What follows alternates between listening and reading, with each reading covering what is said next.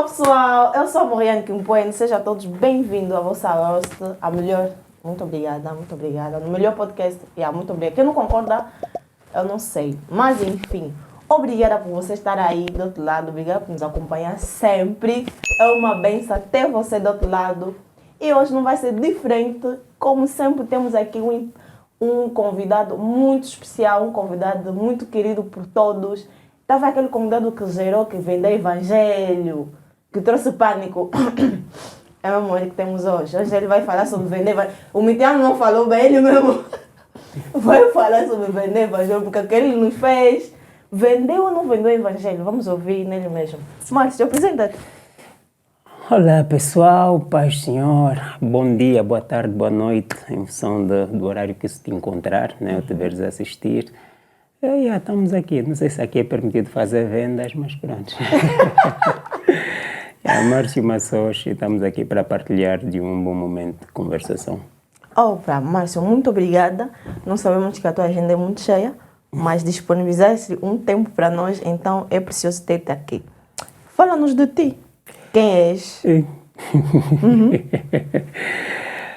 Normalmente quando se diz fala um pouco sobre ti, eu penso que nunca na minha vida me preparei muito para falar sobre mim. Né? Nunca na minha vida, acho que nem em apresentações, nem de trabalho, nem de escola, nem... Enfim, tanto é que até as poucas vezes que já pude participar de entrevistas diretas, né? E foi algo assim, tipo, que me deixa meio bugado. Então, o que eu estou a tentar passar é que não sou um expert a falar a respeito de mim, mas Márcio, né? Márcio Massochi, hoje já tenho algo para dizer, porque já tenho uma filha, né? Então isso aí seria algo interessante a dizer. Casado, líder da banda O Som da Graça, né? Ok. E, enfim, filho de uma mãe e de um pai que tem um irmão e pronto. Na verdade não é apenas um irmão. Acho que meus pais divorciaram propriamente, separaram-se, né? E muito cedo e cada um seguiu a sua vida. Tenho alguns irmãos de pai e tenho um irmão de mãe. Então acho que a minha vida é basicamente resumida assim. Estudante, não? Graças a Deus não, mas pronto, trabalhador. Também pagar um imposto. Empreendedor? Em que área? Forma. Olha, me aventurei primeiramente com marketing. Ok. Comecei com marketing. Por isso é que vocês são mão em vender. Olha já. Comecei com marketing, criei o Ideia Vida, que, bom, hoje está um pouquinho mais parado porque através do Ideia Vida fomos catapultados para um outro nível, né, que deixou às vezes, ou seja, em parte a vida um pouco corrida, mais apertada, e aí, contudo, ali foi a minha primeira aventura a nível de empreendedorismo, ajudou-me, graças a Deus, deu-me uma certa estabilidade e aí uma autonomia também. Então, hoje estamos a trabalhar mais em quê? Concepções, criação de estratégia, ideias e aí, pronto, para os outros, né? Desde que o dinheiro venha. Como é que é ser pai? Pai de primeira viagem ou não? Olha, é algo que indescritível até certo ponto, né? Se às vezes olha para as mulheres quando ficam a falar a respeito do sentimento materno, né? Do quão especial é ser mãe, mas na realidade eu penso que ser progenitor é que é o grande segredo. Não importa se não são apenas as mulheres que sentem o quão especial é esse momento.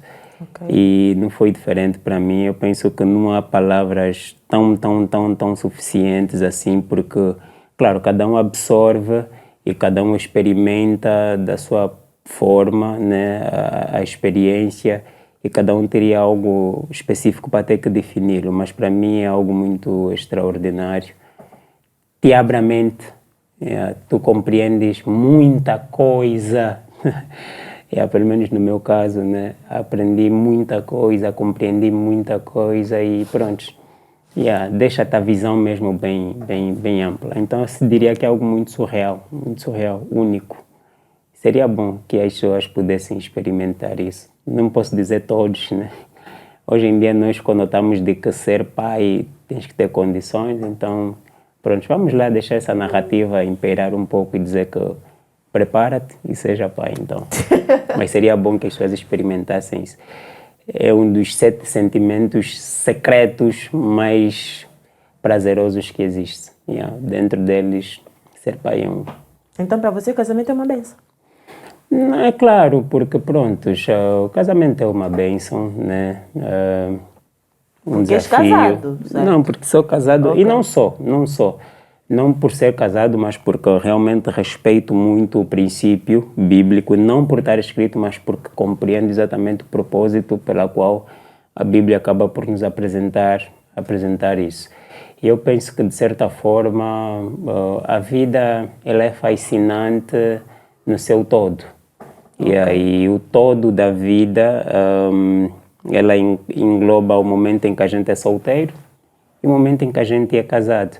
E para cada uma das fases nós acabamos experimentando coisas muito singulares, muito únicas, muito próprias. Então o casamento é sim uma bênção, porque é aquele momento em que parece que tu entras para um mundo que pensavas que sabias tudo, depois das contas que afinal de contas não sei de todas as coisas, mas partilhar de uma complementariedade é muito bom, porque é o momento em que a gente consegue aguçar um pouco mais a nossa mente e experimentar essa realidade de que, afinal de contas, a vida também vive-se desse jeito, sermos complemento um dos outros. Somos experimentados até o limite, somos desafiados até o limite e dentro dos desafios ter que fazer alguém feliz não é algo muito fácil. Eu acho que é um dos grandes desafios que também todo homem deveria experimentar. E aí eu penso que torna-se uma bênção exatamente por causa disso. Quando tu consegues encarar a tua missão dentro do casamento e saber que tu tens a missão de tornar e deixar alguém feliz. E aí, quando se embarca para isso, tu acabas experimentando uma série de aventuras que compreendes no final que, se fores disciplinado, é algo muito abençoador. Amém. Concordo. A Bíblia diz, não é bom que o homem viva só. Como diz o Evandro, diz que a Bíblia falou, não é bom que o homem viva só. Nenhuma experiência de casamento torna o casamento mau. Essa frase ficou na minha cabeça, não sai mais. Como não é bom. É incrível. Essa palavra ficou tipo um gancho aqui, ecoa, tá vendo? Cada vez que eu lembro do casamento, lembro-me dessa frase. Não é bom que o homem viva só. Diz que Deus falou isso, então não importa a tua experiência, não, o casamento é bom. É bom. Incrível. Porque tens que ser muito egoísta. Muito egoísta.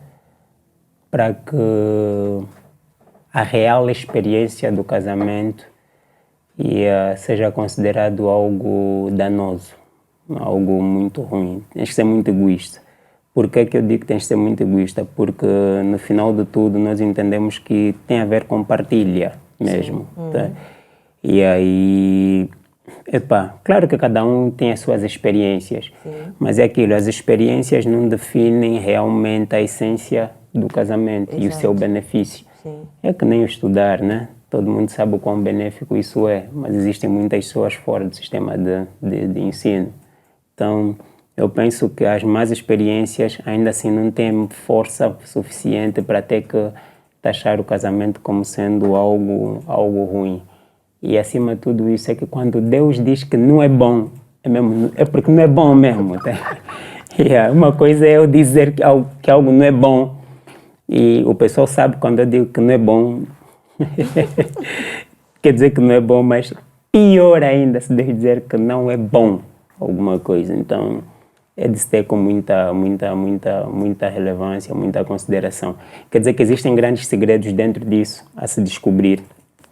E aí, porque pronto, é aquilo. Eu penso que a vida por mais que tu sejas alguém que gosta de viver a tua vida alone, sozinho, no teu canto, mas a vida é muito mais bonita quando ela realmente é partilhada.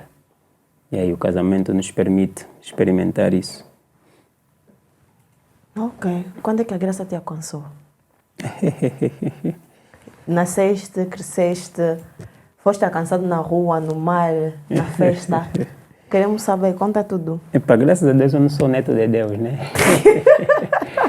Os netos de Deus são aqueles que são os filhos dos pastores que nasceram e cresceram na igreja. Frequento a igreja desde criança, desde pequeno. Aí nasceste na igreja? Não. Nasci na igreja, tipo, frequentei a igreja desde a escola dominical até. Mas é aquela, aquele nosso frequentar, não frequentamos assim, tá? De ir na igreja. É mesmo, é já não, mas é também com outros propósitos, tá vendo?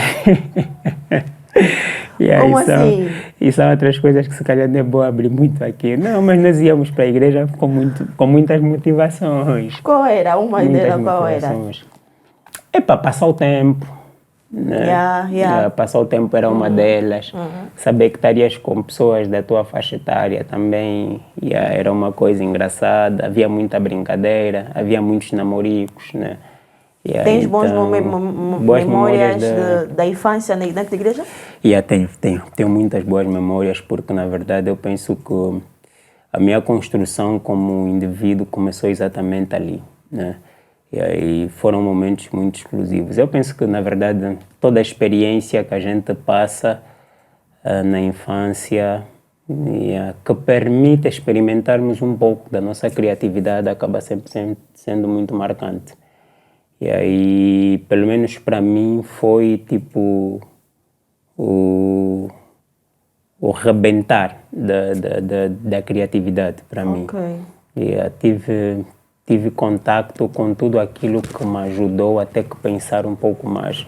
Era muito desafiante porque, pronto, na altura nós éramos muito competitivos, não? Apesar de sermos crianças. O meu núcleo de amigos era um núcleo de pessoas muito competitivas mesmo. E aí era uma competitividade muito saudável, né? Muito saudável, mas que, claro, nos desafiávamos bastante em ser o mais criativo possível, o mais esperto, não estou a falar até inteligente, o mais esperto possível. E o mais goloso possível. Porque no final dava lanche. Não, eu ia comer na casa do pastor. Mas só que na casa do pastor não fazíamos só isso, mas pronto, também. Era com cada coisa que se aprontava. Então, tenho boas memórias. E a adolescência, como é que foi? Rebelde, cristão? Ou foi mesmo no padrão de adolescência gospel, cristão? Rebelde cristão, como é que eu definiria isso? Aquele que está dentro da igreja, sabe que cresceu dentro da igreja tem um princípio, mas ainda assim quer experimentar coisas que não deve. Isso fez parte, né? Não tinha como. Isso fez parte, porque pronto, também é aquilo, né? Nós acabávamos experimentando outras culturas, né? outros comportamentos, outros princípios, a partir mesmo do ciclo escolar, de amigos, enfim, então isso era meio que inevitável. Então a adolescência também foi também algo muito bom, muito marcante. Deu para se descobrir, né? Foi já a fase do descobrimento. Para nós os rapazes, a adolescência é uma fase que só nunca fui muito daqueles apegados às músicas românticas, achava isso muito chato. Mas foi uma boa fase, foi uma fase muito interessante. Na verdade, eu penso que as minhas guerras e lutas interiores começaram exatamente ali. E aí ter que começar a me posicionar, né? Saber se és mais daquele mundo ou desse mundo. Mas juntar os dois, eu era, não sei, né? Mas pronto, me considero alguém um pouco intenso em ambos, né? Quando tivesse ali era intenso, quando tivesse aqui era intenso, então deu para viver. Não tenho muitas queixas da adolescência. Acho que foi algo que tinha que ser. Ok, mas quando é que a graça te alcançou? Quando é que a graça chegou mesmo na sua vida? Olha, acredito que devia ter aí os meus 15 anos. Então quer dizer que, como disse, aquela fase de descobrimento, mas também das guerras internas, né? Okay. Em que eu precisava até que me posicionar, porque também, de certa forma, não é bom quando és muito novo e és referência para muitos novos sendo novo, né? Tu tens que... queres viver a tua adolescência na flor da pele, mas tens que se conter um pouco mais, né? E porque, pronto, já era visto como modelo na igreja na altura, né? Na fase das crianças, para as crianças, na fase adolescente, para os adolescentes, e já estava a ser projetado para ser, inclusive, então, líder mesmo? Da juventude, por aí fora. Se calhar não. Se calhar não. Para ser referência de criança, adolescência, vida adulta. Não, porque é aquilo, estás a ver? Por estar num meio muito competitivo, e nós gostávamos bastante de recitar, decorar, decifrar, e a poesia, a arte, nós tínhamos que ser os melhores. Tínhamos mesmo que ser os melhores. Então isso acabou, quer dizer, meio que obriga a teres um destaque quando acabas sendo um pouco idealista ou detalhista, né? Então isso foi posicionando-me e aos poucos tive o privilégio de ser a primeira criança a pregar na congregação. Uau! E o primeiro adolescente também a pregar na congregação. Então, era aquela coisa, tá? É que, prontos, por um lado, te juntar muito com os mais velhos, tá? E os mais velhos, você assim, do jeito que está a vir bem, tens que se cuidar, tens que... Mas por outro lado, quando você sai, vê aquele mundo ali, adolescente, você quer emergir para aquilo. Então... E foi essa luta. Foi aquela luta, mas aos 15 anos, depois eu comecei a me questionar a respeito de muitas coisas, inclusive de qual seria o real sentido de tudo. E aí, aos poucos, né? Eu acho que toda adolescente já pensou nisso. Por que estou aqui? Por que sirvo? Por que respiro? Por que a vida deve ser assim? É muitas perguntas. E essa fase, quando começou a bater mesmo, então eu decidi que se calhar era o momento de experimentar alguma coisa. E o que é que experimentaste? Olha... Fiquei curiosa. Não, porque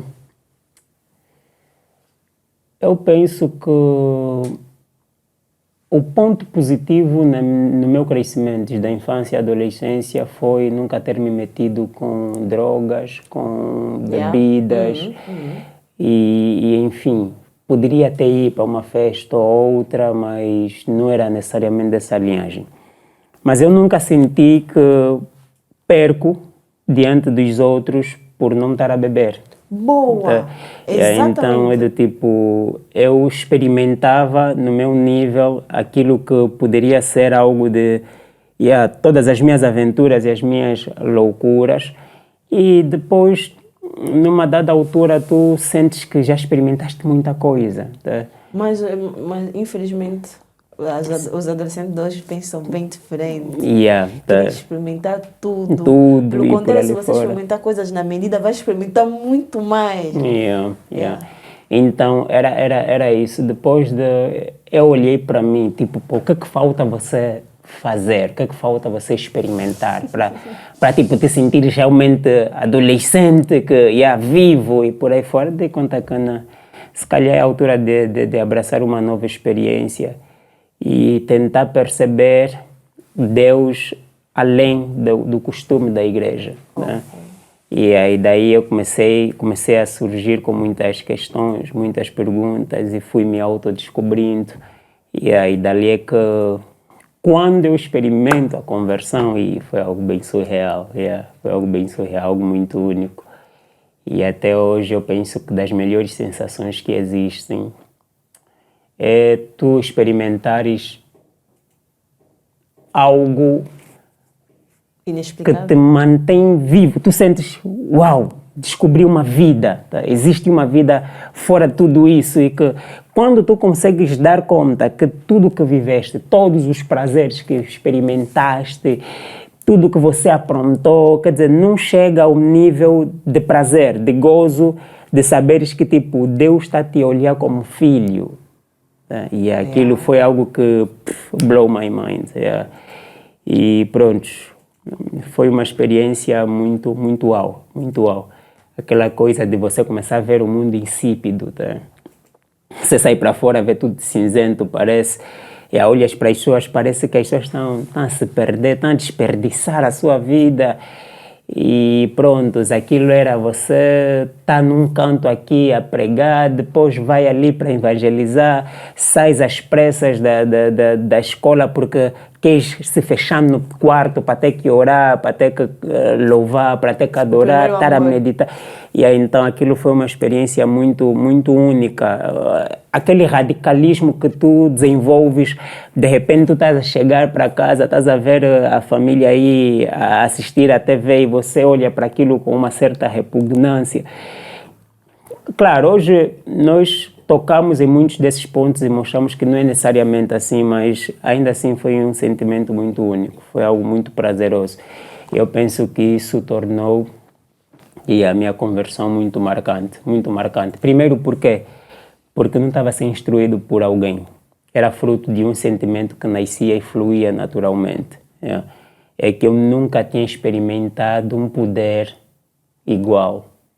É que nunca antes algo me preparou para aquele choque, para aquele momento.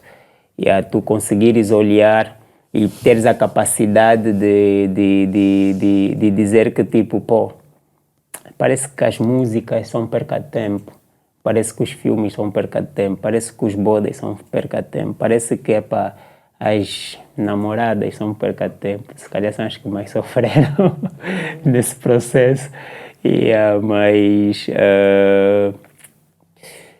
E se confrontares com simplesmente como é possível abrir Bíblia, sentar, ser algo que está a te dar mais prazer do que alguém está a te ligar, ué, temos um boda rijo hoje. Mas é tipo, você sabe que vais encontrar pessoas, vais abraçar, vais se divertir, vais dançar, vais curtir. Mas a realidade é, não é uma obrigação. Ninguém está assim a me falar, tens que ler a Bíblia. Não é tipo a mãe chegar e te falar que tens que fazer o dever de casa. Não, é mesmo um prazer que flui normalmente. E este prazer continua ainda a fluir até hoje? Não, mesmo claro, nos porque senão não estaríamos mais firmes. Senão não estaríamos firmes. Eu penso que... Então quer dizer que a ti o fogo do primeiro amor bem, ou baixou? Eu penso porque muitos baixam, não esfriam, totalmente mais baixo. Eu penso que aqui 2 pontos que precisamos salientar, né? Primeiro é que tu ganhas consistência e aprendes a lidar com as coisas. Isso é diferente do impacto do primeiro amor. Okay. Tá? É que eu tenho dito para muita gente que às vezes tenta assim, falando pessoal, não, você está a se converter agora, nós também já passamos por aí, tu não precisas ter que deixar de ouvir música secular, mundana, tu não precisas de parar de assistir televisão, não precisas parar de assistir filme, tu não precisas... E eu digo para o pessoal de que não devem fazer isso, porque é do tipo, apesar de tu estares maduro hoje ou perceberes que isso não é necessariamente pecado, mas que pode ser um embaraço para ti, para o teu crescimento, para o teu desenvolvimento na fé. O que eu digo para o pessoal é que não tens como replicar o impacto do novo nascimento. E dentro disso, estás a ver o jeito bruto que nós vivemos, aquela coisa quando se convertemos, pode passar muitos anos. Nunca mais, eu penso assim, nunca mais vamos conseguir replicar isso em nós mesmos com a mesma força. Primeiro, por quê? Porque nós estávamos despreparados para essa realidade. Nunca antes alguém te disse que, tipo, pô, vais experimentar algo que de repente vai te fazer olhar para o mundo, tipo, tá azedo, tá? E vais experimentar algo que ninguém está a te ensinar. É que só por causa daquela glória, de emergir naquela presença, você se olhava, pô, tá de calção, e é tipo, pô, parece que eu estou a desonrar uma presença que está aqui dentro de mim. Ninguém me ensinou para isso, tá? E também ninguém me preparou para isso. Então, o impacto do novo nascimento é algo que eu tenho dito que não podes replicar. E depois, claro, tu cresces, tornas-te maduro, vais compreendendo, vais aprendendo a lidar com essa presença e compreendes que não é necessariamente desonrar a Deus e estares de calção, não é necessariamente desonrar a Deus se fores jogar um futebol, não é necessariamente desonrar a Deus estares a andar de chapéu, porque naquela altura, inclusive, eu me chamo já de rebelde por causa do chapéu, mas naquela altura, tipo, até vestires, colocares um chapéu é ímpio, é mundano, né? Tipo, estás a se assemelhar ao mundo, mas para lá dos que pregavam sobre isso, tinha realmente esse sentimento também ali, tá? A questão de que se eu me vestir assim vou parecer que... E por estar a experimentar algo totalmente novo, eu queria também viver de maneira nova e diferente daquilo que eu estou habituado a ver. Então, esse impacto do novo nascimento, depois de tu estares maduro, estares experimentado, eu digo que tu não voltas a viver isso. Mas voltas a ter outras experiências. Tu te tornas maduro e experiente nisso. Okay. E todas as boas práticas que te conduziram até isso, tu precisas não abrir mão delas. Mas vais compreendendo que há muita coisa que era o teu radicalismo porque não sabias como lidar com aquilo no momento, né? E tipo, a melhor maneira que eu tinha era não sentar com a minha família, mas hoje eu entendo que eu posso ser crente, não tenho necessariamente que deixar de sentar com a minha família, o facto deles não serem crentes. Mas antes era algo... radical. Não, mas é que isso aconteceu com muita gente, para ser sincero. Não sentar com a família? Não, era algo que tipo, pô, para o pessoal parecia até perca tempo, estás a ver? Okay. É tipo, vamos para a festa familiar, tem um encontro familiar e assim sucessivamente, não, vamos sentar agora aqui na sala todos porque temos que assistir um programa de TV e não sei. Quer dizer, para o pessoal quando estava a se converter, aquilo parecia mesmo ser um desperdício de tempo. Okay. Porque do tipo, o que mais clama, está a queimar aqui dentro de mim nesse momento, ou vou me trancar para ter que orar, para ter que meditar, para ter que... Enfim, mais do que gastar o tempo dessa forma. Então, quando nós questionamos e falamos a respeito do impacto do primeiro amor, eu digo que isso aqui é uma fase. Tu passas depois dessa fase. Mas é claro, tu tens algo que é a raiz. Tá? Essa questão de primeiro amor, necessariamente, tipo, o primeiro amor não é o combustível de uma estrada de fé, de uma vida de fé. Não, o primeiro amor não é. O primeiro amor é exatamente uma experiência que tu pegas e vives. Agora, o amor, não vamos falar o primeiro, o tal amor que te trouxe a isso é realmente um pilar para toda a tua vida de fé. Então, no primeiro amor tu tens experiências muito únicas, mas tens aquele mesmo amor que é o pilar que te sustenta ao longo da tua caminhada. E esse amor, sim, eu digo que continua presente, mantém-se vivo em mim, senão não estaria aqui, não estaria firme até hoje. Né? Então, em tudo que dizeste, nunca se desviaste? Se desviar mesmo? Sair mesmo da igreja? Não. Dizer, estou cansada de ser o líder. Estou cansada de ser o líder. Você não uma liderada assim, um liderado assim, mais suave. Depende do conceito do que se desviar. Não, mas desvia mesmo. Porque para muitos se desviar é tipo você... Não, desvia começar realmente a namorar à toa. Namorar à toa, festejar à toa, festas à toa. Coisas do gênero. Porque, é aquilo. Nós, depende de como nós encaramos a questão do desvio, né? Porque uma coisa é estares a caminhar numa estrada e, de repente, decidires ir na contramão disso e começares a caminhar naquela direção de maneira mesmo decidida. Outra coisa é tu estás a caminhar nessa estrada, né? Escorregares e saíres dela e voltares. Tá? Agora a questão é o que a pessoa considera um desvio. Né? Normalmente nós temos isso conceituado de que desvia-se aquele que decide por um instante, por um momento, ou então definitivamente desistir, tá? Do caminho de Deus. Né? Mas pronto, a Bíblia nos ensina a desviarmos os nossos olhos do mal, né? Quer dizer que, e se de repente olharmos para o mal, mas olhei para o mal para uma situação tão pontual, agora, e aí depois me arrependi, como é que é? Me desviei ou não me desviei? Não se desviaste, não se desviaste. Aí está isso que eu disse, que tipo, a questão é o conceito que nós temos a respeito de desvio, né? Okay. Na verdade é que tipo, não é que não tenha me desviado necessariamente, né? Mas nós normalmente quando falamos sobre desvios consideramos aqui 2 pontos e às vezes misturamos. Tem exatamente aquilo que é mesmo sair do caminho, abandonar mesmo a fé e tem aquela coisa de você acabar dá indo uma para pausa uma na prática, vida de fé e começa a praticar outras coisas que não tem nada. E de repente caís para uma prática que é contrária à tua fé, né? Exato. Isso também realmente é um desvio. Mas pronto, graças a Deus, nesse caso, se for no conceito de que sair da fé e não sei, não, ainda estou firme até aqui. E como é que está a vida de oração? Já que agora és mais experiente. Não, é aquilo, eu penso que, como disse, a vida de oração, a oração mesmo é uma vida, então, é uma vida. E sempre que a gente coloca isso de lado, eu penso que acabamos arriscando nosso próprio crescimento, né? É claro que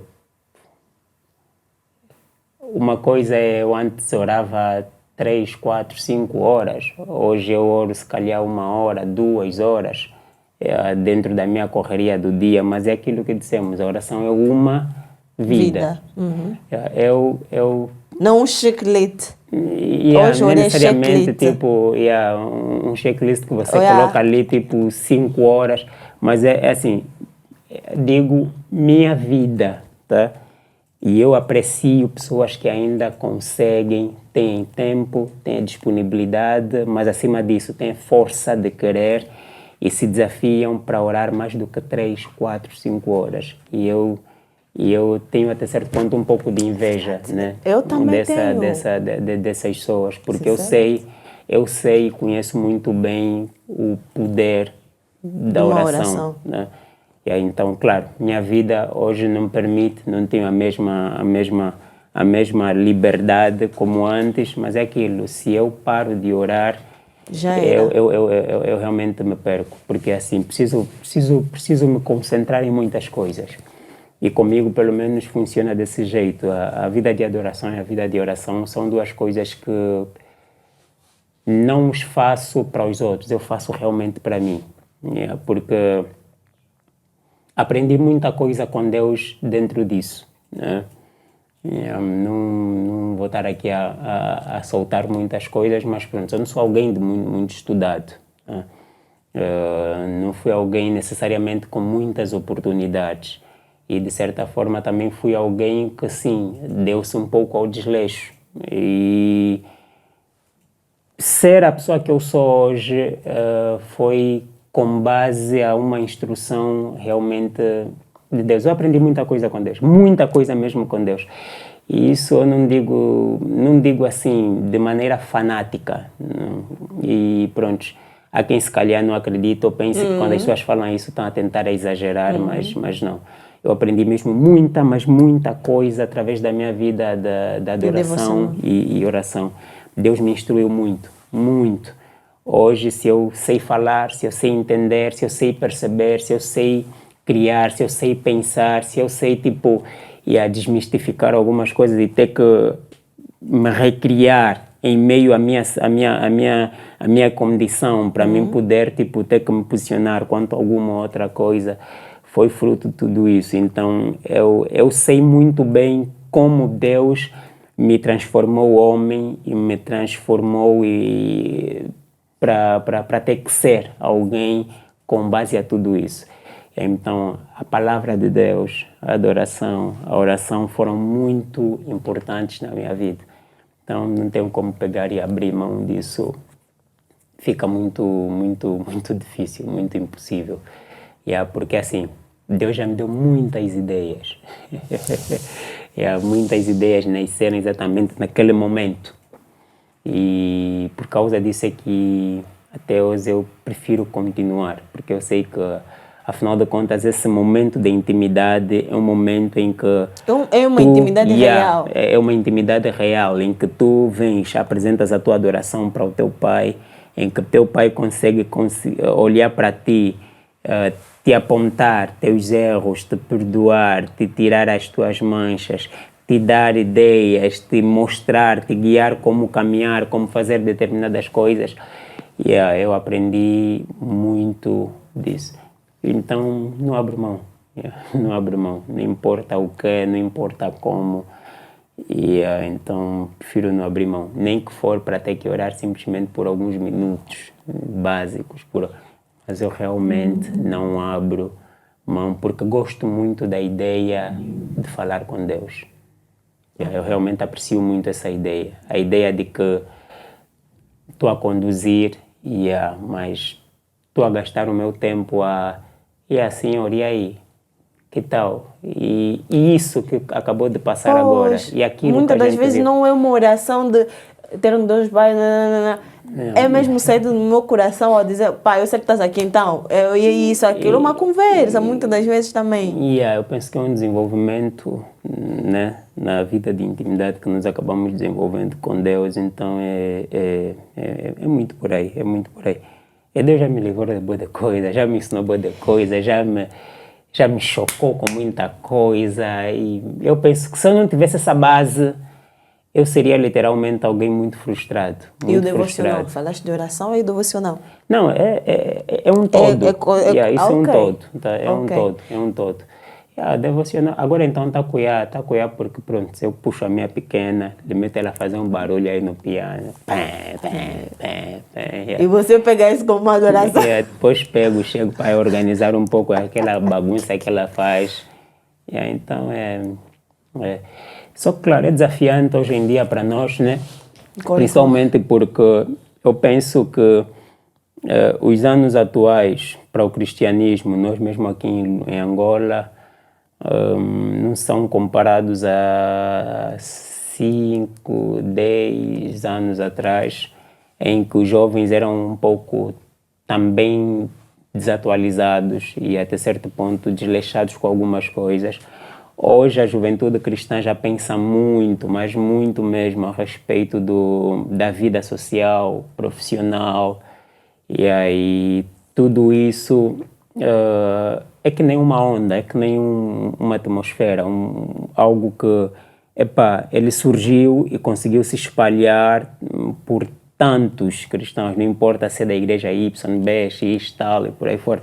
Porque eu fiquei pasmo, eu vi um flyer da igreja Quimbango, não, do Simão Toco, eles a falarem sobre, jovens cristãos, empreendedorismo. Eu parei e falei, afinal não somos só nós. Então isso é um todo mesmo sobre a juventude cristã. E isso levanta um outro ponto, né? Quer dizer que hoje em dia é uma temática muito presente entre os cristãos. E antes nós tínhamos a temática da questão da vida de oração como sendo o tópico mais presente. Mas hoje nós temos realmente mais conteúdos sociais como sendo a coisa bem mais presente. E isso levanta um desafio imenso sobre a constância do desenvolvimento do devocional. Hoje... Acabamos por entender que a vida social também importa. Também importa, mas hoje tornou-se um pouquinho mais perigoso, né? Porque, de certa forma, há muitos jovens, há muitos adolescentes que hoje em dia já estão a crescer com as mesmas preocupações de que sou jovem, sou cristão, sou também cidadão, e eu preciso também fazer isso, preciso fazer aquilo, e que são muitas frentes para ter que olhar, são muitos focos que as pessoas querem pegar e ter que abraçar, e já não é como antes, em que a gente preocupava-se como pontuar minha vida espiritual. Tá? E o pessoal até deixava assim: A, oração; B, meditação; C, evangelizar; D, ir para os cultos; depois é que metia outras coisas. Hoje há uma inversão. Tens que se adaptar a isso. Estás aí trabalhando 15 minutos do almoço, estás a fazer devocional. E ali está. E esse é que é o desafio de hoje. Tá? Pois. Eu penso que nós precisamos agora conseguir mostrar para os que estão a se converter nesse tempo, para os adolescentes que estão a vir, que serão os jovens de amanhã, o como é necessário cultivar uma vida de devoção a Deus, porque trata-se de enraizarmos a nossa fé. E se nós não procurarmos aprofundar as nossas raízes hoje, nós corremos risco de ter jovens cada vez mais fracos e muito fúteis cristãos amanhã. Né? Temos muitos jovens sem profundidade no conhecimento bíblico, da própria palavra, sem profundidade da oração. Pessoas que, tipo, sozinho não conseguem orar. Tá? Se não tiver um problema, não vai conseguir mesmo orar. E se não tiver em grupo, não vai conseguir orar. Pessoas que, tipo, adorar a Deus não passa de um movimento em que, tipo, tens que ir para um evento, para uma atividade específica ou ir para a igreja. Então, nós temos, isso já vai nascendo, vai crescendo, mas é aquilo. É preciso mostrar para as pessoas que é possível nós sermos jovens cristãos, mas termos realmente isso. Mas isso trata-se por um processo de enraizar. E aí nós precisamos arranjar um tempo, ver como é que, apesar de hoje termos várias outras frentes, como é que nós desenvolvemos uma espiritualidade pura em meio a tudo isso. E entender de que a espiritualidade nunca pode ser, ou o devocional nunca pode ser condicionado pelos afazeres. E aí isso também passa porque pelo jeito que muitos nos ensinaram, de que tipo, a tua devoção só pode ser praticada se estiveres na igreja ou trancado num quarto. Tá? E no fundo, a devoção não tem a ver com obediência, né? Tem a ver com disciplina. E a disciplina cultiva-se. Tá? É algo que eu posso ter 5 minutos de meditação muito mais proveitosos do que alguém que se calhar está a ler 1 hora. Exato. Né? Então, a questão é transformar-lhe ou ensinar-lhe como ser realmente disciplinado, né? Dentro disso, como realmente fazer uma meditação proveitosa dentro disso e como ter os teus momentos com Deus. Porque, se durante 24 horas eu decidir tirar apenas 5 minutos de algumas horas, eu vou ver que tive algo robusto. Pelo menos hoje eu tive realmente conectado com Deus. E estar conectado com Deus não é tirar 1 hora do meu dia, não é apenas 1 hora, não. É que se durante o período matinal eu tentar esquadrinhar desse jeito, vou tirar pelo menos 5 minutos de meditação, vou ter um momento de estar aí a adorar, a louvar, e aí depois vou tirar um momento de oração a respeito disso, no período da tarde vou orar a respeito daquilo, e aí de noite vou tentar. Eu penso que tu consegues manter um dia disciplinado em comunhão e contato com Deus. Né? Então, é isso que nós precisamos agora pegar e passar para as pessoas, porque elas têm que se adaptar com as multitarefas que hoje em dia têm. Fazendo aqui lembrar, pessoal, para você estar aí do outro lado a nos ouvir com esse som bem maravilhoso, bem suado aí nos teus ouvidos, com esse vídeo bem nítido, né? Com essa qualidade toda. Quem faz acontecer é a SP Media, que é uma empresa de comunicação e marketing. Pode entrar em contato, deixo sempre as informações aqui na descrição. Para qualquer coisa, entre em contato para ter mais informação sobre a empresa. A empresa que acreditou em mim e nós estamos aqui para vocês. Durante a quarentena, trabalhei para uma empresa e tínhamos momentos de desconstrução que tem na empresa. Vocês estão trabalhando, mas estão a falar aí bem. Não, ela ficava no canto, com o computador ligado, Bíblia. Eu ficava tipo, meu Deus, eu quero ser assim, pai. Eu ficava, quando eu voltava para casa, me vinha aquela memória que teve alguém dentro da empresa enquanto nós fazíamos coisas que não era que era fora de trabalho. Conectada com... E você poderia chegar e ele dar conversa, não vai. Porque você tem noção que ele não está no momento dele. E nós respeitávamos tanto disso. E é incrível que tanto que nas quinta-feira adotamos, porque depois depois do almoço, era tempo de devocional, ficava a devocionar, falar a experiência com Deus. É incrível, é que você está a dizer, se adaptar realmente. Realmente aquilo que colava na minha cabeça, como é que alguém pensa que está no trabalho, levar uma Bíblia, música e ficar aí?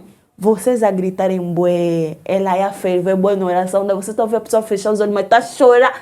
Eu fico, meu Deus, que jovem, queria ser assim.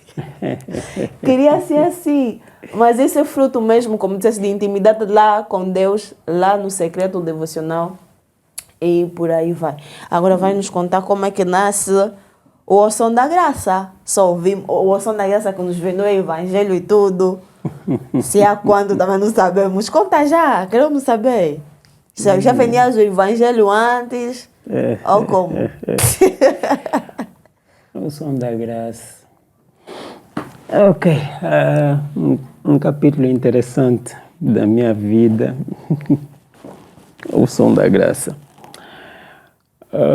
Eu penso que quando estávamos a nos organizar, né, lá a igreja antes era um núcleo, né, núcleo não necessariamente, mas pronto.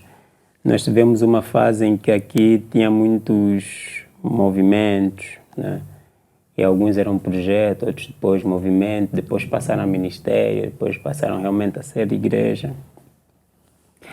E pronto, Isso foi em que ano? Na época em que eu estava a me converter, e isso foi muito tempo. Ok. Acredito que lá nos 2007, 2007, por ali. Eu era criança. Lá naquela altura,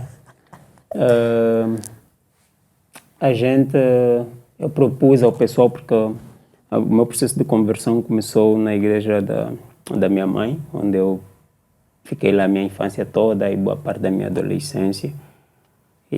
Mas como também era um sítio um pouco distante, mas eu tinha muito prazer de sair do Casquel até o Sambizanga, mesmo assim, porque meus bradas estavam lá.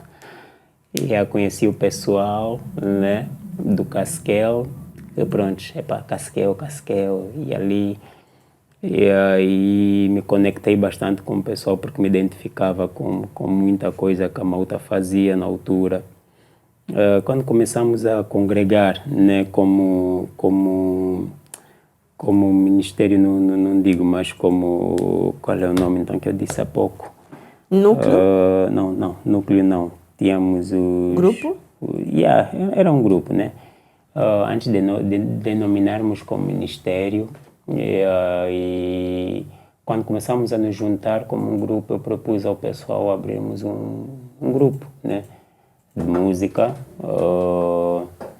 E porque eu na igreja onde estava a sair, da minha mãe já tinha aberto um, né, que era o meu núcleo secreto de amigos, e decidimos ser companheiros e abrimos uma banda também.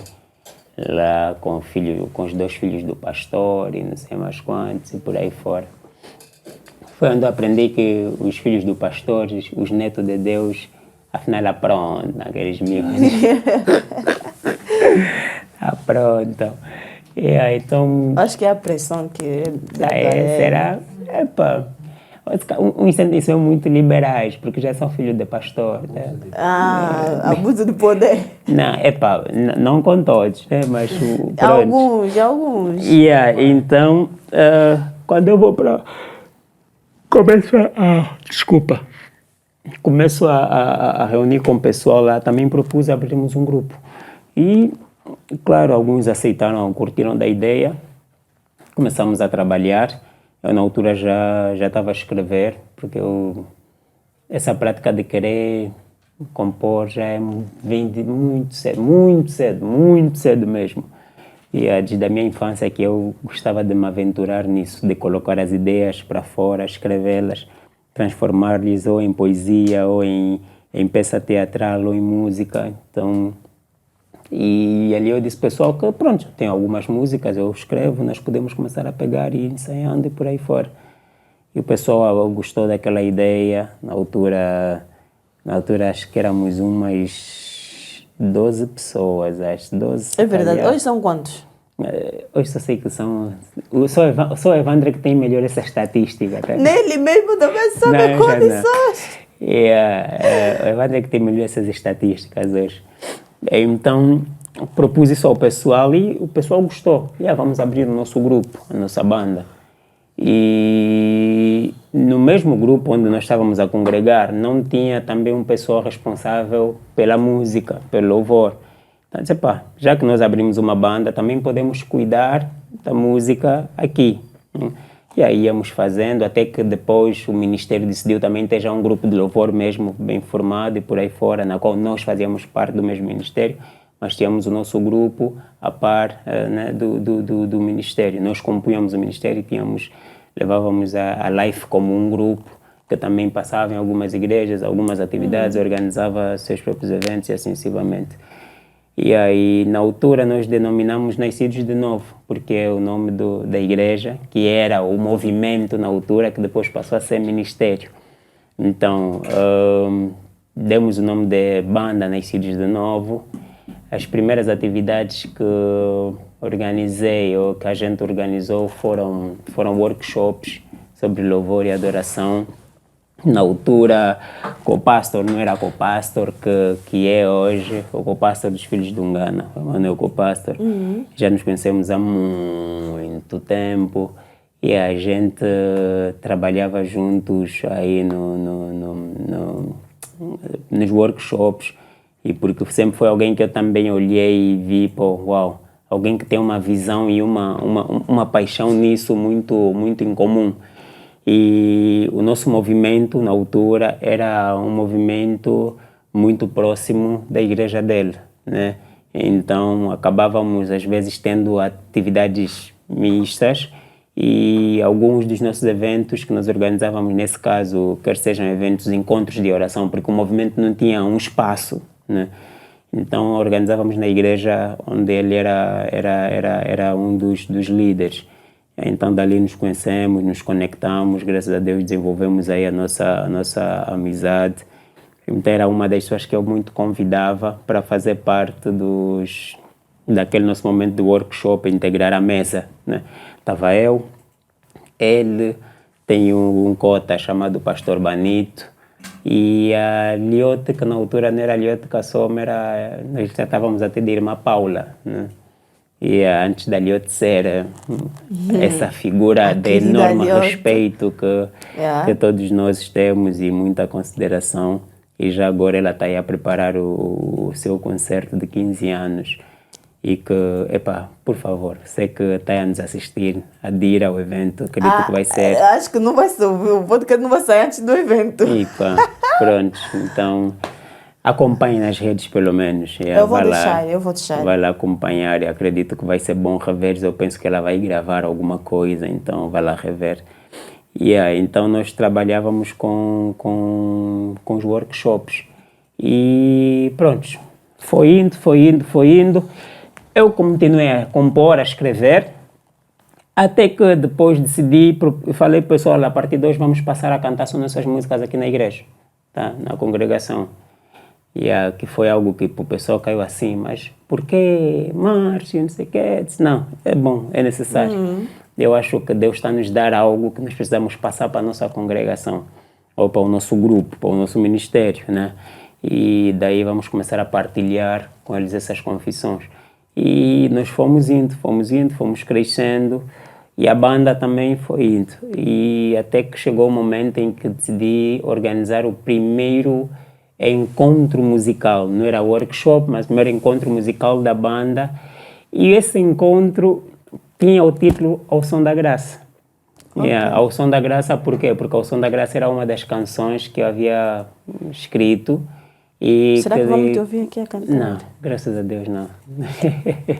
Graças a Deus? Graças a Deus. Recebi uma revelação agora. Nada. Nenhum trecho. Não esqueci isso. E aí, então, tem guitarra? Não tem guitarra, graças a Deus. Não tem piano, você está a falar graças a Deus, não. Então, o Ao Som da Graça era a música que nós decidimos que ia ser a música principal do evento. E denominamos concerto ao som da graça, porque não queríamos meter show gospel, porque para nós não se tratava mesmo de show, não tinha mesmo nada a ver com show, porque nós decidimos que naquele dia íamos juntar boa parte de muita gente que já nos ouvia, gostavam das nossas canções, porque chegou uma fase em que as nossas músicas meio que haviam viralizado em muitos núcleos. Tinha núcleos nas escolas, e que eram núcleos cristãos, e muitos desses núcleos cantava-se muitas das nossas canções. Nós decidimos, o nosso primeiro encontro de adoração, vamos juntar a maior parte dos jovens, adolescentes. Depois disse, pessoal, vamos fazer algo no Cine São João. Lá o pessoal, mas isso é loucura, líder, será mesmo? Cine São João, tem certeza? Disse, não, vamos mesmo para o Cine São João. Mas é a primeira atividade que nós estamos a organizar, que tal irmos para uma igreja, para um sítio pequeno? Disse, não, a visão está mesmo a me bater para irmos ali. Vamos fazer, e numa altura em que não era muito comum, né, haver as atividades cristãs, quer seja musicais, porque para teres um evento musical fora do templo, naquela altura, era para artistas grandes, pessoas que tinham já um contrato, se calhar, com uma produtora, ou porque lançaram um álbum com nome no mercado. Nós mesmo de um movimento pequeno, nem igreja, nem ministério, decidi ir para um cine. E aquilo foi algo que... E depois, se calhar, eu partilhei algumas fotografias do primeiro concerto, né, para o pessoal ter ideia do que estamos a falar. Penso que o pessoal depois da produção depois vai colocar isso e deixar aí a passar. E aí, então, o pessoal disse, tá bom, então vamos fazer o primeiro concerto, para não meter concerto gospel, que também já é um pouco clichê, para não deixar também show gospel, que para nós não cai muito bem. Vamos deixar concerto ao som da graça. Sim, concerto ao som da graça. E fomos. E aí, então, lá, a tal música ao som da graça não cantamos. Pegamos as outras e ministramos. Foi um momento muito uau. Nós, olhar aquele Cine São João para pessoas que estão a sair do movimento, tá vendo? Não é um ministério, nem uma igreja grande, mas um pequeno movimento que não tinha mais de 100 pessoas na altura. E conseguirmos mobilizar uma boa força jovem e estar ali, para nós foi oh God, sério? Se nós fizermos algo idêntico, novamente como isso, é sorte demais. É isso que está acontecendo conosco já não vai mais acontecer, algo extraordinário. E aí, então, nós demos esse primeiro evento e dali, pronto. Mas, para isso acontecer, eu estava a passar por uma fase, quando escrevi mesmo a canção também, O Som da Graça, uma fase não muito boa, uma fase em que eu decidi sair de Luanda e fui ficar no Lubango por um bom tempo, né? Um bom tempo mesmo, um bom tempo. Me mudei de Luanda para o Lubango. E um dos integrantes, né, do Som da Graça, que infelizmente já faleceu, o Flávio, que durante muito tempo foi meu melhor amigo, por longos anos, parece que as nossas almas casaram-se quando a gente se conheceu. E é uma das pessoas mais especiais que eu tive o privilégio de conhecer nesse mundo. E ele era mesmo aquele amigo que, você não pode ficar ali, o que você tem aí na cabeça, que te ferve no coração, é o que você precisa pegar, fazer. Nós precisamos organizar as coisas aqui para Luanda. Tem muita gente que precisa ouvir, muita gente que tem como referência. Mas, só que eu cheguei numa fase em que me cansei com muita coisa aqui em Luanda e decidi mesmo sair daqui, né? E aí disse, vou lá para outras bandas, vou migrar, deixar viver noutro sítio, vou continuar o meu cristianismo lá, vou me conectar a outras pessoas e não sei mais quantos, e foi o que eu fiz. Mas o Flávio tinha santa paciência de sair de Luanda, pegar um autocarro para ir me visitar no Lubango, para ver o amigo dele como é que está. E numa das viagens dele, ele encontrou a terminar realmente a canção, O Som da Graça, ele disse, tens mesmo certeza que você quer se confinar aqui com tudo isso que Deus está a te mostrar, que nós precisamos pegar e fazer lá e não sei mais quanto? Mano, é hora de nós voltar. Esquece isso, vamos ter que descer, temos muito trabalho ainda a fazer. Sei das tuas prioridades, queres esperar até um pouco no final do ano, mas por mim volta um pouco mais cedo, vamos organizar as cenas. Tá bom, também já é altura, eu vim mesmo aqui para me isolar, já me isolei mais do que suficiente, Já vamos descer e dali assim que deixo, organizamos esse nosso primeiro evento. E depois de passar o primeiro evento, na altura, nós como sempre tivemos sonhos de trabalhar com os desfavorecidos ou ter um orfanato, alguma coisa do gênero. Ali a malta decidiu que, ok, a entrada não vai ser paga, não vamos deixar que as pessoas paguem valores, mas como queremos ajudar, já havíamos localizado 2 orfanatos e na altura estávamos a começar a trabalhar. Um dos nossos irmãos que estava com um projeto, que é o Projeto Cruzada, um projeto que foi muito bonito também e que queria se fazer a primeira cruzada na floresta da ilha, porque lá tinha muita família desabrigada. Então decidimos direcionar boa parte dos bens que arrecadamos também para ali. Então decidimos, vamos fazer algo em que o pessoal não pague por isso. Mas uma coisa que se calhar, as pessoas vão vir, tragam o seu donativo, nós depois vamos pegar e vamos suportar essa pessoa com quem queremos trabalhar. E foi assim. E fizemos o primeiro evento, ter mais de 500 pessoas para nós foi do tipo, sério? Ver um Cine São João praticamente lotado, foi tipo, uau, isso nos pegou de surpresa. Né? E o pessoal disse, não, temos que repetir isso, líder. Isso tem que ser feito mais uma vez. Vamos fazer mais um daqui a 2, 3 meses. Não vamos ficar assim aluados, por favor. Vamos fazer, mas vamos fazer novamente no final do próximo ano. Vamos trabalhar melhor, não sei mais quantos. Lá decidimos que passaria a ser anual. E boa parte do pessoal começou a nos tratar por ao som da graça. Ao som da graça, ao som da graça, ou ao som da graça, ou ao som da graça. Anunciamos o outro concerto, ficou novamente concerto ao som da graça. No primeiro era o concerto ao som da graça por causa da música, mas depois nós vimos que o ao som da graça tornou-se uma marca. Então ficou o concerto ao som da graça. E quando fôssemos em algumas atividades que ainda nos apresentávamos como banda Nascidos de Novo, contudo, existiam pessoas que nos chamavam a banda ao som da graça. Né? Então, decidimos, pronto, não vamos lutar contra isso, vamos realmente aceitar. E aí, dali ficou banda ao som da graça. E aí, a canção é uma canção que tem uma mensagem muito específica. E aí, dali é que nasce o ao som da graça. E fomos fazendo eventos anuais, né? Esse ano nós vamos para a nossa 11ª edição do Ao Som da Graça. São 11 anos corridos que nós temos os nossos eventos voltados para um público cristão, jovem, né? E não só. E já são 11 anos e decidimos que está bem, então nesse caso vamos ter que bolar aqui um bom plano, ter uma organização. E tinha pessoas que ajudaram-nos a organizar o primeiro concerto, disseram, não, eu quero fazer parte realmente dessa organização. Não, eu também não sou da vossa igreja, mas não sou do vosso movimento, do vosso ministério, mas eu gostaria de fazer parte dessa mesma organização. E aí fomos compondo, né? Enquadrando as peças. Tá bem, tu vais ficar responsável disso, o outro vai ficar responsável daquilo, e assim sucessivamente. E fomos crescendo.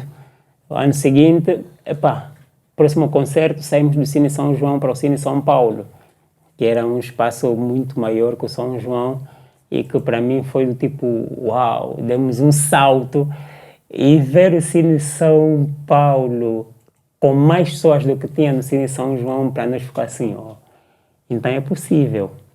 A gente pode fazer realmente alguma coisa boa. Só que o que mais fascinava a boa parte do pessoal é que nós só cantávamos mesmo nossas canções, né? E eram músicas que eles estavam habituados a lidar com elas nos núcleos. E depois muitos outros ministérios também começaram a ministrar as mesmas canções nos seus ministérios e assim sucessivamente.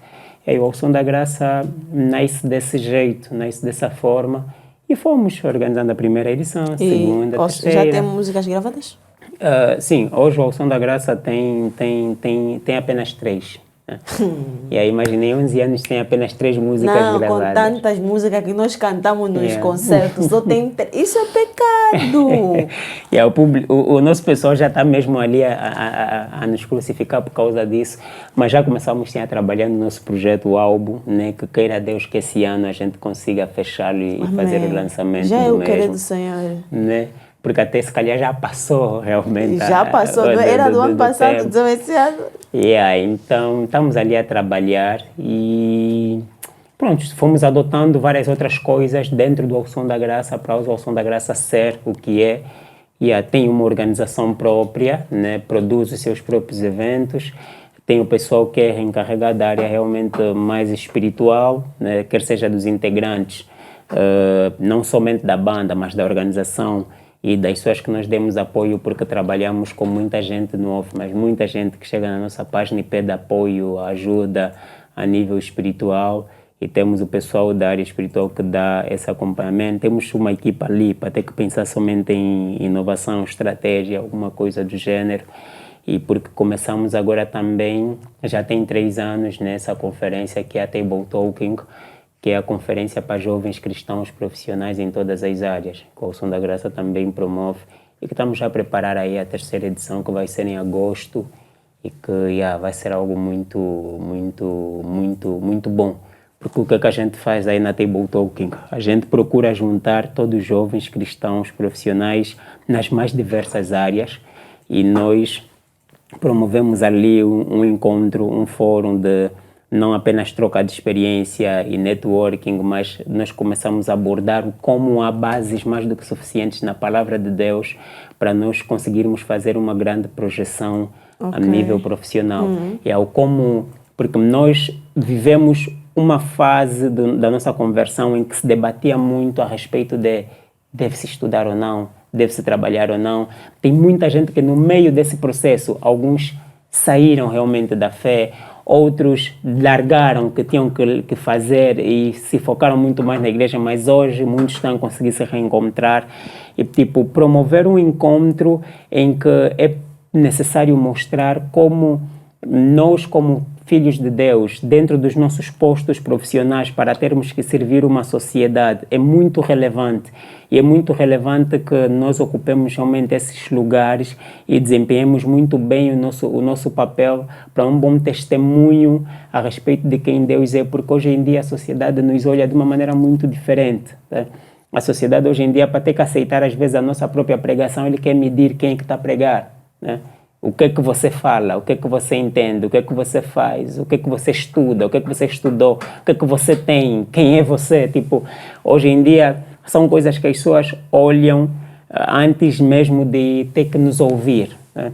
Então é preciso nós levarmos as pessoas a compreender de que como jovens cristãos nós precisamos muito, mas como jovens cristãos precisamos muito ter que nos posicionar para continuarmos a ganhar realmente pessoas. E uma das melhores maneiras que nós temos é exatamente nos nossos postos como pessoas, como profissionais, porque se queremos determinadas mudanças, nós precisamos estar no templo e fora do templo. Fora do templo, mas continuando vivendo a realidade do reino de Deus, né? Então, dali é que nasce essa conferência para jovens cristãos profissionais e que acaba sendo um networking, porque a gente junta todos os jovens cristãos profissionais na área da educação, num ponto onde vai se falar exatamente a respeito da educação, Deus e análise da sociedade e como nós, como jovens educadores, né, professores cristãos, através da fé temos que trazer algo que realmente seja tão positivo no processo de instrução, da formação de um indivíduo e assim sucessivamente. Para todos os jovens cristãos profissionais da área da saúde, também num local, aqueles da comunicação num local, da arte num local, enfim. Então juntamos o pessoal num todo e o Som da Graça mantém-se assim, dentro desses projetos. Então temos os concertos, temos a conferência para jovens cristãos profissionais, que é a Table Talking, temos os treinamentos para líderes, treinamento e capacitação para líderes e músicos, né, cristãos, para aqueles que querem servir as suas igrejas, não que a gente ensina necessariamente como fazeres a tua carreira, mas é principalmente para aqueles que querem servir a igreja local. E então temos também esses ensinamentos. E a conferência de louvor e adoração, que é para líderes e ministros e a congregação em geral, né? Que temos feito, mas já estamos parados há um bom tempo, mas daqui a pouco a gente reativa novamente. Então, a Som da Graça nasceu daquele jeito pequeno. Hoje, graças a Deus, a coisa cresceu e ganhou essa forma toda. E fomos indo. Primeiro concerto, Cine São João, Depois fomos para o Cine São Paulo, depois saímos do Cine São Paulo, fomos para o Cine Atlântico. Tivemos um concerto também que fizemos ali lá em cima, aí na Fortaleza, né? Fortaleza de São Miguel. E depois fomos fazer a 10ª edição, que foi o nosso concerto do ano passado, na Cidadela. E esse ano voltamos novamente para a Cidadela para fazer o nosso concerto de Páscoa, porque também é um dos concertos anuais do Ao Som da Graça. Para além do concerto oficial, que é final do ano, nós temos o concerto de Páscoa todos os anos no mês de abril.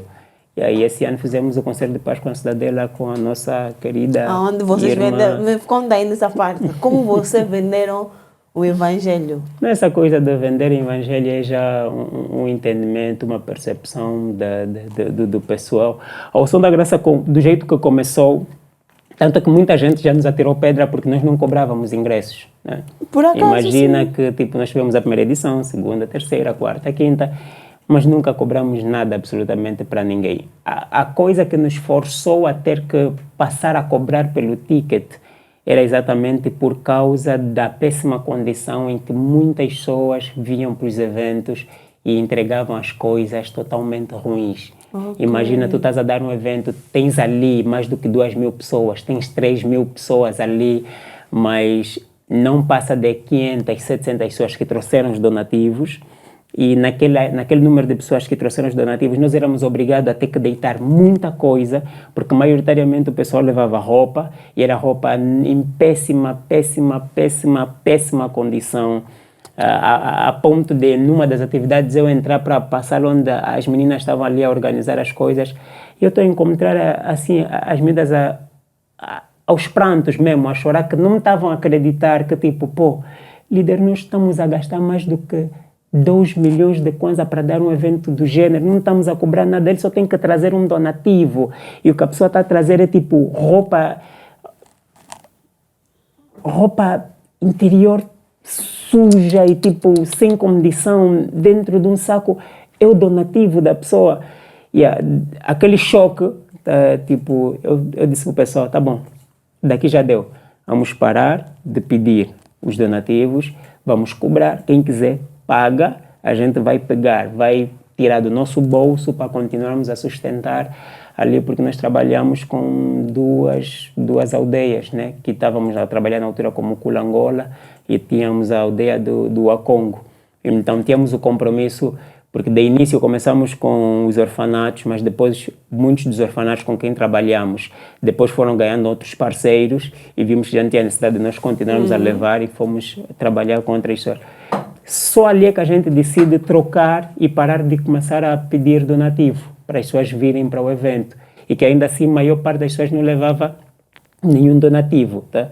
Então, daí começamos sim a cobrar para os nossos eventos. As pessoas pagavam ingresso, 1.000, 1.500, começamos com 1.000, 1.500, fomos para 2.000 kwanzas, até chegar para esse evento em que, pela repercussão do evento, o tamanho do evento, alguns simplesmente quiseram apoderar-se, né, da repercussão, do tamanho, da abrangência, para ter que explanar as suas ideias. Já são pessoas que não são a favor, mas é aquilo, tipo, às vezes quem quer criticar só quer que mesmo criticar, nem faz uma avaliação, tá? Porque se ele fizesse uma avaliação, iria estudar o Ao Som da Graça, ia ver como é que começou o Ao Som da Graça, qual é a ideologia do Ao Som da Graça, quantos concertos sem cobrar o Ao Som da Graça já tem feito. Ou até estenderia a mão, mais então, simples. Que é o que nós estamos à espera. Nós chegamos até esse evento, o desafio que foi proposto pela Imagem do Futuro, que a gente realmente abraçou, amou bastante e aceitamos. E cobrou-se, né? Para alguns nós vendemos o Evangelho, mas estamos à espera porque para não termos que vender novamente em novembro, espero que alguns desses possam já nos ajudar a preparar o evento de novembro, assim a gente não vai vender novamente. Eu abriria free para todo mundo, e o meu pessoal me conhece, eles dizem sempre que não se entende como é que tu achas que tem que ser tudo assim de favor. Nosso concerto do ano passado foi na Cidadela, foi free. Não cobramos ninguém, gastamos muito. E aí fizemos aquela produção, tivemos praticamente 40% do pessoal que esteve ali. Né? Mas, não cobramos nada para ninguém. Mas o pessoal não leva isso em conta, simplesmente porque só quer mesmo criticar. Então apegam-se naquilo que dá-lhes matéria também, né? Dá-lhes visibilidade também. E aí é o que aconteceu. E aqui estamos nós. Acredito que ainda vamos ter eventos free. Mas também teremos eventos a cobrar bem e a cobrar realmente o suficiente para que alguém possa entrar dentro disso. Não, porque as coisas não estão... a vender suficiente. Não, porque assim, e quando as pessoas pensam que às vezes quando a gente cobra, a gente consegue tirar ali lucro ou rios de dinheiro para nós. Infelizmente não. As pessoas não têm ideia. Explicou quase detalhadamente não, como mas é que se sério, faz.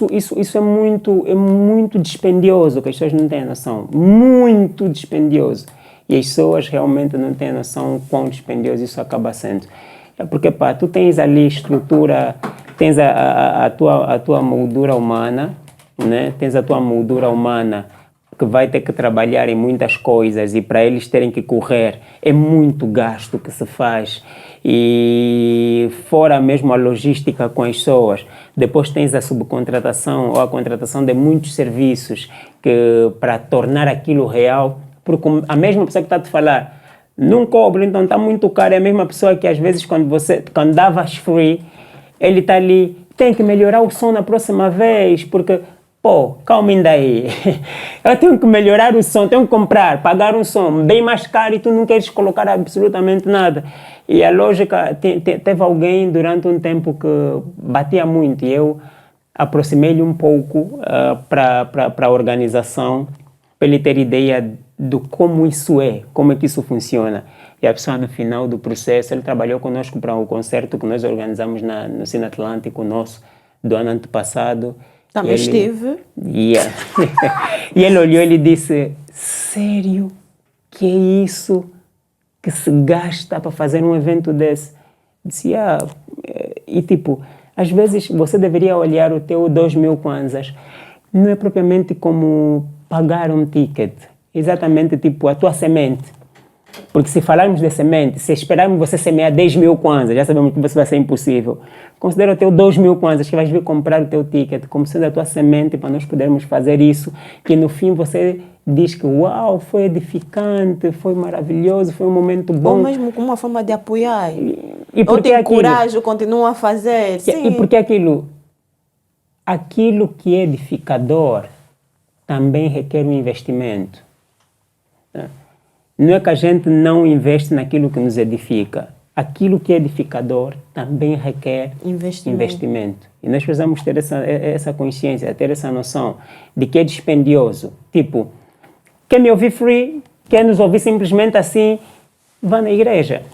Vais nos ouvir lá. Ninguém vai te falar nada, ninguém vai te cobrar nada, ninguém vai te pedir absolutamente coisa nenhuma. Mas agora, queres aquele encontro em que você está ali com mais pessoas de outros pontos e ter aquela organização, ter aquela estrutura, isso demanda muita coisa. Então é preciso realmente a gente pegar e ter que investir. Então eu entendo as pessoas que pensam desse jeito, né? Não a julgo. E eu sou daqueles que, pronto, deixa. Cada um com a sua realidade, tá? Cada um com a sua realidade. Já estamos na reta final. Só prefiro que a pessoa venha falar conosco antes de tirar as suas próprias antes de tornar público que não devia, né? Mais ou menos isso. Um conselho para quem está a te ouvir, deixa as redes sociais, fala rápido de um projeto que tipo vai começar ou vai acontecer daqui a pouco. Falaste até o TikTok, né? Se já tem data, pode dizer. Olha, vou fazer o possível disponibilizar antes da data. A Table Talking vai para o ar, acredito que segunda semana de agosto. Para a segunda semana de agosto. Mas um conselho rápido, o que é que eu diria?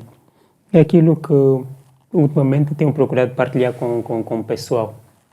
Imagina que somos filhos de alguém extremamente rico, né? E esse senhor rico, ele tem 2 filhos, né? E dos 2 filhos que ele tem, claro que, Mariana, se se o teu pai fosse um multitrilionário. Deus é, né? Mas meu pai se fosse... A questão é, nós nos posicionamos como? Eu não precisaria fazer mais nada.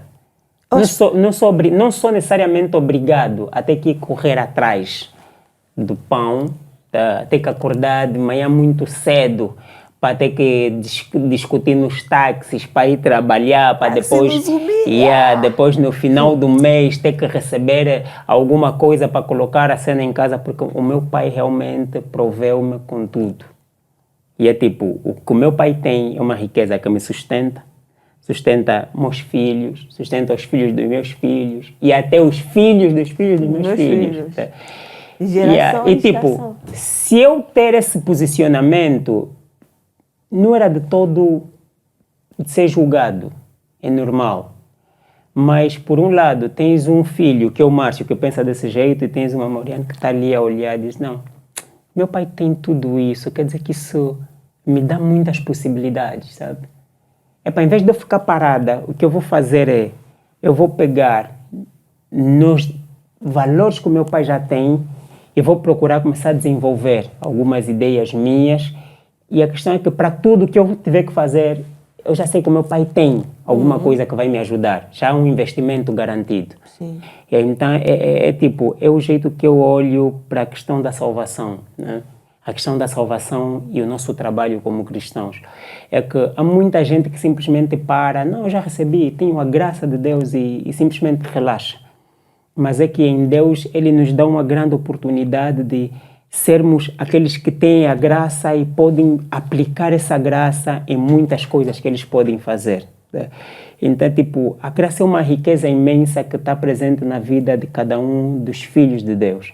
E é necessário agora que os filhos de Deus peguem essa riqueza toda que Deus é e consigam pelo menos, porque essa riqueza toda já é uma garantia de que tu tens a coisa certa para poder fazer funcionar as cenas.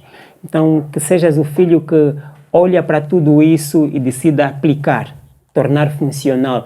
Então, não se limite na tua criatividade, não se limite no teu pensamento, não se limite nas tuas atitudes, na tua ousadia, em ter que fazer coisas para Deus, por Deus, em nome de Deus, e coisas que venham a ser abençoadores para cristãos e inclusive até não cristãos.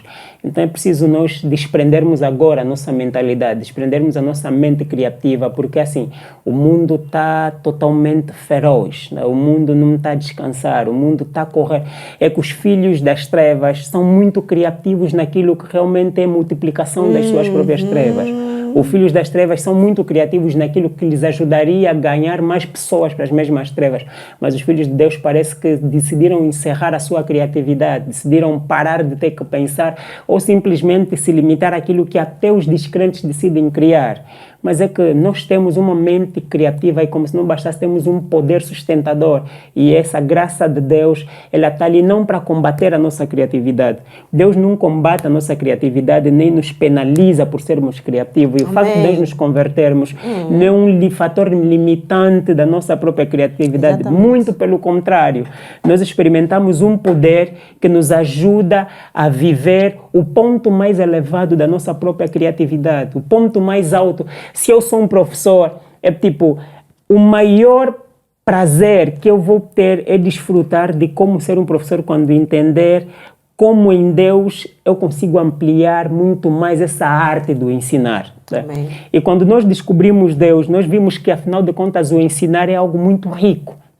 Então é tipo, para tudo que nós fizemos, Deus é o ponto mais alto. Deus consegue nos catapultar ao nível máximo da nossa habilidade, da nossa capacidade.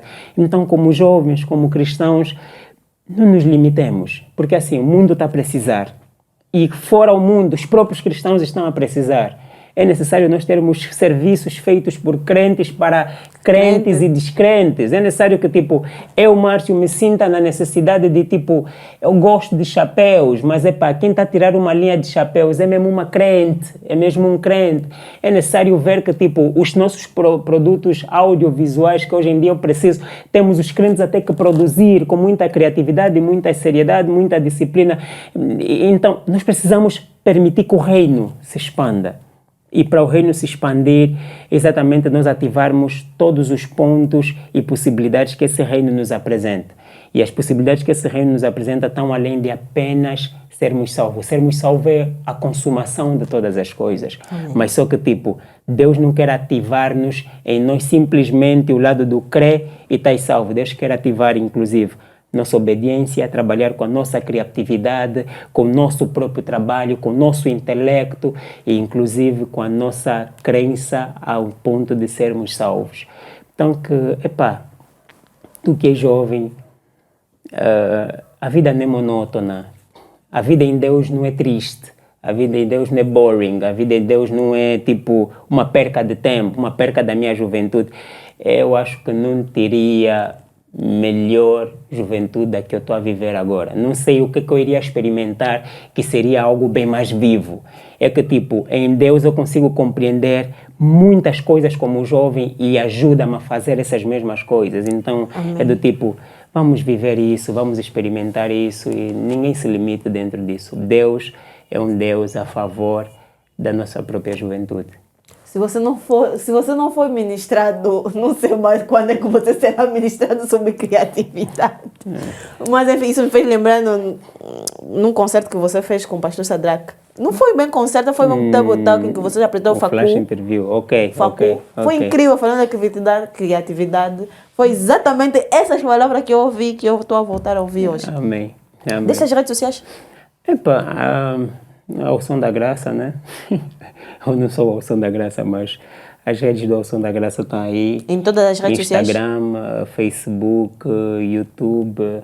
Acho que eu nem sabia, mas abriram um TikTok também, do Ao Som da Graça. E já estão no Trades também. Então, você que está a nos acompanhar, siga-nos e ajuda-nos a partilhar, ajuda-nos a impulsionar realmente o que é bom, o que é nosso e valorize exatamente o que é bom e o que é nosso.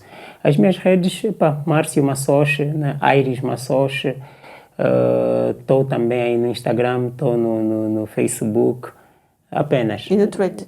Não, ainda não. Estou aqui a tentar ganhar gás para poder fazer esse trade também. Olha, Márcio, foi tão bom ter-te aqui. Amém. Vamos ver se volta. vamos pensar no teu caso, se volta. Mas foi tão bom. A última administração, não é que todas você falou, não, mas a última foi incrível. Então, pessoal, é isso que o Márcio disse. Eu vou deixar todas as informações do Som da Graça, do Márcio, tudo na descrição. Espero que vocês vão lá, sigam a página, deem aquela força que muitas vezes nós precisamos. Já somos poucos que usamos a internet. Você que usa bem, por favor. Usa bem. Por favor, não pare de assistir os episódios aqui. Partilhe, me sigam nas redes sociais. Se tens alguém que você acha que deveria sentar aqui, deixa nos comentários que nós vamos tentar entrar em contato com essa pessoa para que essa pessoa venha aqui expor as suas ideias como o Márcio fez, tá? Amém. A SP Media é a nossa casa que faz esses vídeos acontecer, que faz você aí ver essa qualidade toda, esse som. Não deixe de contatar para saber mais informação, para ter qualquer dúvida, pode entrar em contato. Então, fico bem, até mais, tchau!